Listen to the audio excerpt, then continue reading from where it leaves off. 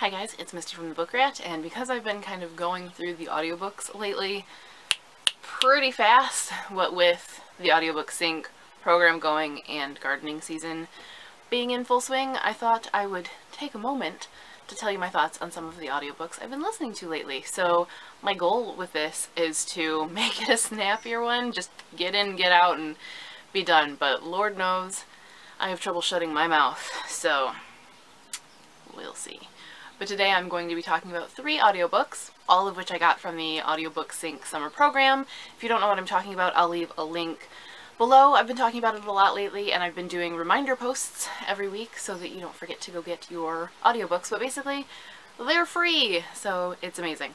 The books that I'm going to be talking about are all from that, and it's A Study in Charlotte, Saving Montgomery Sol, and Baking Magic. So if you want to hear my thoughts on those, stay tuned. Also, I picked Kimba up about 30 seconds before this video started, so I am fully covered in cat hair, so I'm just gonna have to deal with that. Story of my life. Oh, buddy! First up is A Study in Charlotte, which looks like this, and sounds like this. The first time I met her was at the tail end of one of those endless weekday nights you could only have at a school like Sherringford. It was midnight, or just after, maybe, and I'd spent the last few hours icing my sprained shoulder in my room, the result of a rugby scrimmage gone horribly wrong just minutes after it had started. So there you go, that's the voice, which I will be talking about in my review. But basically, my thoughts, this was one of the first books that was available. It was either the first or the second week that these were available. Though I love the cover, it was one that I didn't necessarily anticipate that I was going to get into, partly because it is Sherlock Holmes based, and though there was a time in my life when I was younger that I really liked Sherlock Holmes stories, and of course I like Sherlock the TV series, I just have not felt a desire to read any of those books in at least 20 years. I just don't anymore. It doesn't appeal to me.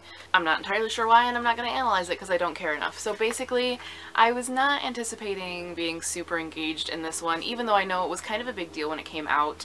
The estate of... I sort of say the estate of Sherlock Holmes, who is a fictional character. The estate of Sir Arthur Conan Doyle doesn't really let a lot of people tamper, or anyone tamper with the stories, so the fact that Brittany Cavallaro got permission to write something based on the Holmes tradition was kind of a big deal. And the fact that the Sherlock character is gender flipped and is a girl, a young teenage girl, was also a big deal. So, I mean, there were parts of me that were intrigued, but I still was thinking, like, I don't know, I guess I thought it was going to just be too dry and too, like, wink and nudge to the Sherlock stories. I don't know. Whatever the reason was, I didn't think I was going to like it, and I kind of loved it. So just PSA, try things every now and then that you think you're not going to like, because sometimes you really, really do.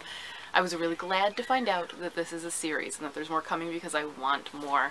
There was something that just, it is a really good nod to Sherlock and that whole tradition, and in an interesting way, in a kind of playful way, treating Sherlock and Watson like they are real people, and the main characters of Study in Charlotte are their descendants, and their Moriarty descendants, and how they all kind of still to this day interact and have their little specific interpersonal relationships. It was a nice nod to Sherlock while still being its own thing, still feeling really well suited to a YA book and to something modern. I think that it used the stories and had little Easter eggs of the stories and outright comparisons to the stories, like the characters themselves make comparisons to the Holmes stories. And I think that was well done, but it also, you don't need to have any familiarity, I don't think, with Sherlock Holmes to enjoy this and understand this. So I think that Brittany Cavallaro balanced everything really, really well, and I appreciated that. She also took that sort of stoic, cold, sociopathic personality of Holmes, which is carried through the generations into Charlotte, and kept her from being so cold that you hated her. You know, like she still has those things that Holmes does that you feel like he's deserving of a punch. She still has those too, but a little bit of warmth, and there are things that happen that personalize her a little bit more. I think especially for a YA and a young girl audience. So all in all, I thought it was really well done. I was most hesitant about the narration. I don't know if you'll agree with me on the little snippet that I shared, but I felt like the narrator voice just sounds too old. He doesn't sound like a 16-year-old kid, and he sounds a little stuffy. And maybe it's because, you know, he's a British character who is also American, and so he's got like this sort of accent that straddles the line, and maybe they were trying to play up some of the British aspects every now and then. And I don't want to say that it sounds stuffy, because I think that's a stereotype of certain British accents that isn't necessarily fair, and I don't know if stuffy's the right word, but it's something akin to stuffy, where he just doesn't sound like a kid, you know? And it's in the vocal delivery and in the maturity of the voice, you know, of the actual actor's voice. So I did get used to it and kind of reconciled myself to him. And I think that he did the delivery well as far as, you know, emotional investment into the character in the story. It was just vocally, I was a little hesitant. A little hesitant. That said, I'm looking forward to more. And I might even listen to more of it on audio, because I think that it added a layer that I really enjoyed and made great gardening material. So yeah, it was one of those things where I flew through it and got a lot of gardening done, because I just didn't want to stop listening to it. So I would spend like, I don't know how I'm not sunburned, because I was really bad about wearing SPF. It's been overcast in Michigan. That was probably my only saving grace. So I liked it. We're moving on. Quick and snappy, right? Next up we have Saving Montgomery Sol, which looks like this. Why it only shows you half the cover, I don't know. And sounds like this. It's Elliot. Dang it. Chapter 1. I used to have a t-shirt that had the words, "Never Stop Exploring" on it. On the front was a starry moonlit sky with puffy text across the belly. On the back was a tiny ship floating into what I imagined to be an endless night. When I was in 4th grade, I wore the shirt to show and tell. I said it was my favorite because it had a moon on it. Now, on to what I thought of this one. Basically, I had no idea what this was about going in. I had finished a study in Charlotte and needed something while I was in the garden. Forgot that the Overdrive app, which is where my books from AudiobookSync are stored, does tell me the description. I was thinking it didn't, and I didn't want to go and like search it, so I just hit play and was like, we'll see what happens. If I don't like it, I'll move on to something else. So I had no preconceptions about this. I had no idea the genre, the style, anything about it. The only thing I knew was that it's by Mariko Tamaki, and I have read a graphic novel by her, and that was literally it. There are pros and cons for me in this, but it's mostly pros. I did really enjoy this. But it basically, even though I had no notion of what it was about or what was going to happen in it, it didn't go at all anywhere that I expected. Now, I don't know that I really had expectations, but if I were to come up with expectations, it wouldn't have at all been what happened in the story or the overall sort of tone of it, I guess. It just wasn't what I was expecting, and is, I think, very different from what is out there. So for those of you who are really, really over romance and YA and everything having to become a romance, this might be one to pick up, because that's not the focus at all. And it's also not, typically if you're not going to get romance in a YA book, then, and not to say this is true of all of them, but it tends to be more a downer book, you know? You know what I mean? Like, someone's going to be dying of something, or someone has been abused a whole lot, and that's the focus. Like, that's the substitute. Like, if you don't have romance to keep people going, then you need to pull on their strings in some way.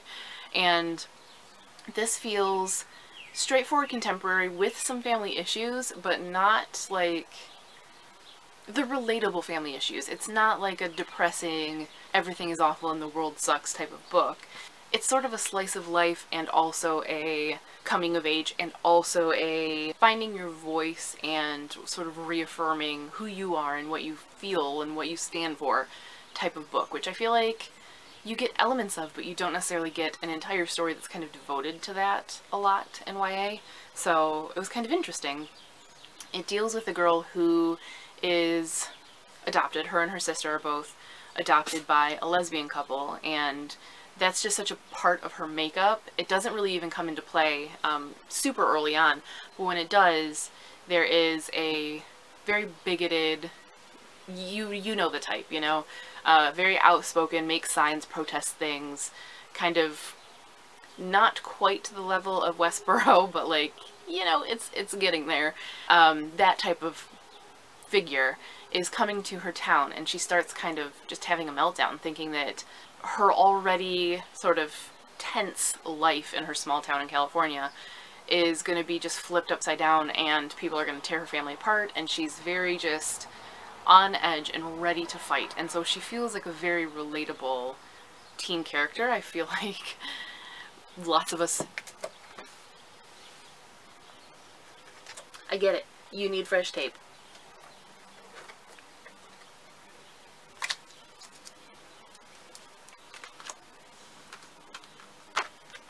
What you doing, bro? What the hell was I saying now? I feel like a lot of us know or knew teens like her or were teens like her, so she is very relatable. That also kind of makes her frustrating sometimes.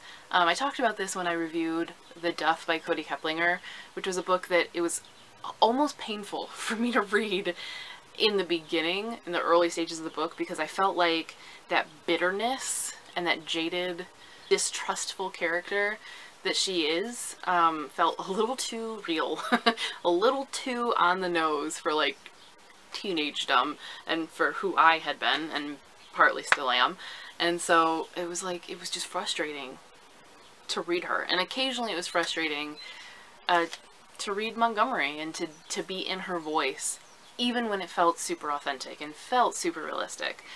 She is complex, you know? Some people really... I'm not going to say she's a flat-out unlikable character, because I don't think that's the case, but I know that some people do struggle with characters, especially female characters, who are in any way unlikable and in any way abrasive. And I think she can be. She can be hypocritical. She's, as I said, ready to fight. She's ready to defend her family and go down swinging. And though I think a lot of readers, especially teen readers, will find her so relatable and admirable for that, others will find her really frustrating and will want to just shake her and say, like, would you just stop and listen and give people the benefit of the doubt and stop pushing people away?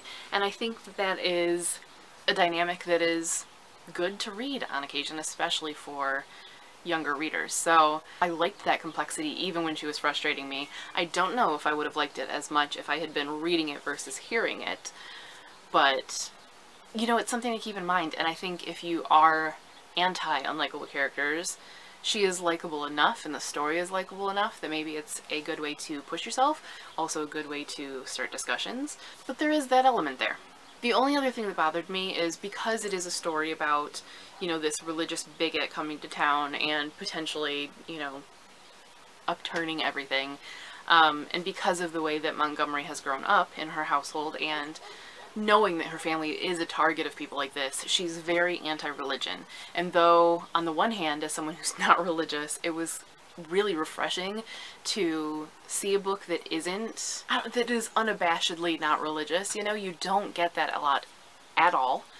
But at the same time, I don't want a book that's like that to play into the cliches of the angry atheist and irrationally anti-religious, and I was afraid that sometimes it did kind of go there. Of course it works itself around and there is a purpose to it, but it's going to put some people off. I just guarantee it. It's going to make some people angry, some people are going to dig in their heels, and they're not going to want to push through to the end and see if it comes around or if she changes her tune at all, because she is very irrationally angry anti-religion, even to people that are close to her, and it's the insecurity of what's going to happen and is it going to tear her life apart, and we don't need this.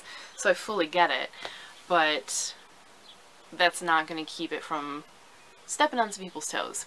I respect that Mariko Tamaki went there, and again, it is something that you don't get a lot and you don't see, and I did find that refreshing, but I also don't want the few instances of atheist rep or agnostic rep in books to play into stereotypes that those who aren't familiar with any atheists or agnostics or think that they don't know any are gonna latch onto it and be like, told you so, you know? So it was a little... a little hesitant about that, but again, I feel like it is authentic to the story, even if it's not fully what I wanted to see. But I can't really fault that. Narration-wise, again, she sounded a little old and a little... It did sound like a performance, you know, it didn't always sound fully natural, but I still really enjoyed the performance. I thought she did a really good job of creating distinct voices for the different characters, and even without saying so-and-so said, I would know who was talking, which is something I absolutely praise. It reminded me of someone, I can't place who, but it very heavily reminded me of someone. I don't know why.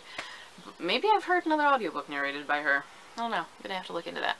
But yeah, I still enjoyed it. I think it was certainly worth a listen. So that is my thoughts on that. Now on to the final book, Baking Magic. Baker's Magic. Baker's Magic. I wrote it wrong.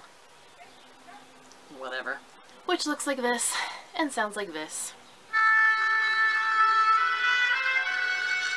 Turn that down a touch.